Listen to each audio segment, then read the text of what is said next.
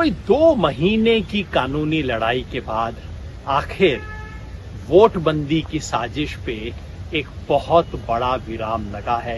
एक ऐतिहासिक आदेश आज मिला है सुप्रीम कोर्ट में, जहां सुप्रीम कोर्ट ने स्पष्ट शब्दों में अब कह दिया है कि आधार को आपको जैसे 11 दस्तावेज थे उसी तरह से 12वें दस्तावेज के रूप में स्वीकार करना पड़ेगा। ये जो SIR नामक षड्यंत्र है वोटबंदी का, लाखों करोड़ों लोगों को वोटर लिस्ट से बाहर रखने का, इस षड्यंत्र के पीछे खेल ये था कि आप 11 में से कोई एक डॉक्यूमेंट दो। 11 में 2 तो ऐसे थे जो अच्छे डॉक्यूमेंट है लेकिन किसी के पास तो है नहीं, पासपोर्ट और NRC। बाकी ये पीले दस्तावेज थे जो एविडेंशियरी वैल्यू तो है लेकिन बिहार में ज्यादातर लोगों के पास है नहीं। लेकिन दूसरे कुछ ऐसे डॉक्यूमेंट थे जो कि चुनाव आयोग खुद हमेशा स्वीकार करता रहा था, चाहे वो एपिक हो, आधार हो, पैन कार्ड हो, ड्राइविंग लाइसेंस हो। लेकिन चुनाव आयोग ने कहा जो डॉक्यूमेंट है वो हम मानेंगे नहीं, जो नहीं है वो मांगेंगे। सुप्रीम कोर्ट ने चुनाव आयोग को सुझाव दिया कि आधार मान लीजिए।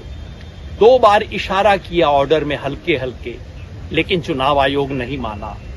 और जो लोग आधार स्वीकार कर रहे थे BLO, उनको शो कॉज नोटिस दिया चुनाव आयोग ने। आज जब ये सारी बातें सुप्रीम कोर्ट के संज्ञान में आई तो कोर्ट ने स्पष्ट रूप से आदेश दिया है कि अब इशारे से काम नहीं चलेगा, आधार को 12वें दस्तावेज के रूप में स्वीकार करना होगा, इसको पब्लिक के सामने ले जाना होगा।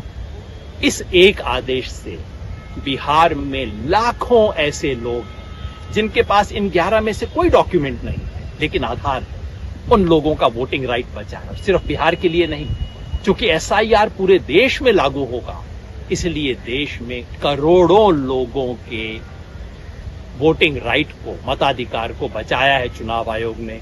इस देश के संविधान की रक्षा करने की अंतिम जिम्मेवारी इस बिल्डिंग की है और आज सुप्रीम कोर्ट ने अपनी उस जिम्मेवारी का मान किया।